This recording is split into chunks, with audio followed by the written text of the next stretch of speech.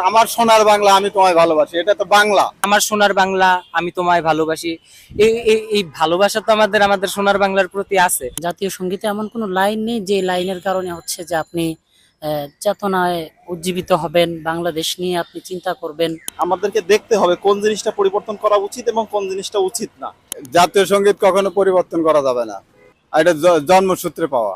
এই আমাদের এই যদি জাতীয় সঙ্গীত পরিবর্তন করা হয় তাহলে আমাদের জাতীয় সত্তাকে বিলীন হয়ে যাবে। আমার সোনার বাংলা আমি তোমায় ভালোবাসি, এটা তো বাংলা।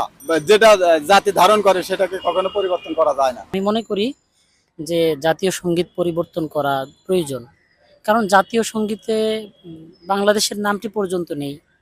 জাতীয় সঙ্গীত এমন কোনো কথা বা জাতীয় সঙ্গীতে এমন কোনো লাইন নেই যে লাইনের কারণে হচ্ছে যে আপনি চেতনায় উজ্জীবিত হবেন, বাংলাদেশ নিয়ে আপনি চিন্তা করবেন, নতুন বাংলাদেশ গড়ার লক্ষ্যে আপনি কাজ করবেন।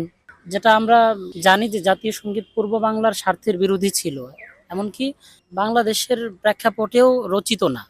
তো সেই সঙ্গীত কিভাবে আমাদের জাতীয় সঙ্গীত হতে পারে, বা আমরা এটাকে কিভাবে জাতীয় সঙ্গীত হিসেবে ধারণ করতে পারি? জাতীয় সঙ্গীত তো আমাদের স্বাধীনতা বহন করে। হ্যাঁ, স্বাধীনতার যে আমাদের বাংলাদেশের আদর্শ বা বাংলাদেশের প্রকৃতি, বাংলাদেশের যে ঐতিহ্য, সেটাকে ধারণ করে আমাদের এই জাতীয় সঙ্গীত।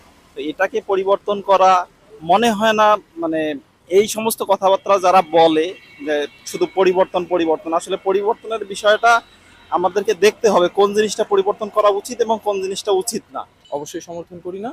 কেননা আহ, আমি মনে করি যে আমার সোনার বাংলা শুরুতে যে প্রথম লাইনটা আছে সেটা আসলে যখন স্কুলের পিটি ক্লাসে যখন ছিলাম আমার গায়ের লোম আসলে দাঁড়া হয়ে যেত যখন আমি এই সংবাদটা শুনতাম। আমাদের যে জাতীয় সঙ্গীত, তো এটা কিন্তু আজকে আজকে নতুন লেখা না। হ্যাঁ, এটা উনি বলতে পারেন যে হ্যাঁ তখনকার সময়ে রবীন্দ্রনাথ ঠাকুর লিখেছেন, কিংবা এটার সাথে অনেক আপত্তিজনক জিনিস উনি বলতে পারেন, কিন্তু আমি বলবো কেন যে যারা মুক্তিযোদ্ধা, আমাদের যারা মুক্তিযুদ্ধ করেছে তারাও কিন্তু এটাই বলে এসেছে, তারাও কিন্তু এটাই এই জাতীয় সঙ্গীতই কিন্তু পড়ে এসেছে।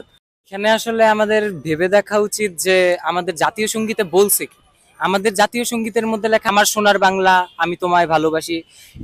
এই ভালোবাসা তো আমাদের সোনার বাংলার প্রতি আছে, এটার মধ্যে তো কোনো ভুল নাই।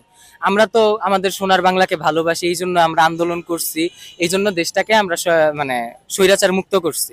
বঙ্গভঙ্গের কারণে জাতীয় সঙ্গীত লেখা হয়েছে না কিসের কারণে লেখা হয়েছে সেটা কোনো ফ্যাক্টর হইতে পারে না, কারণ এটা কিন্তু বঙ্গভঙ্গের পরে 1971 সালে আমাদের জাতি এটা খুব সুন্দরভাবে গ্রহণ করছে। চাচ্ছি না যে আমাদের জাতিসংগীতটা পরিবর্তন হোক, কারণ এত বছর ধরে আমাদের বাঙালি জাতির মধ্যেই এটা ঢুকে গেছে। এখনো যে কেউ এই গানটা শুনলে তার গুজবাম করে যে এটা আমাদের দেশীয় একটা রবীন্দ্রনাথের একটা গান। তো এই কথার জন্য শুধুমাত্র এটা চেঞ্জ হয়ে যাক, এটা আসলে চাচ্ছি না। এত বছর ধরে আছে, এটাই থাকুক। জাতীয় সঙ্গীতের সিদ্ধান্তটা আকাশ থেকে পড়েনি। এটা যখন 1969 সালে গণ অভ্যুত্থান হচ্ছিল, 70 সালে হলো আমরা আমাদের একটা জাতীয় পতাকা ডিজাইন করছি।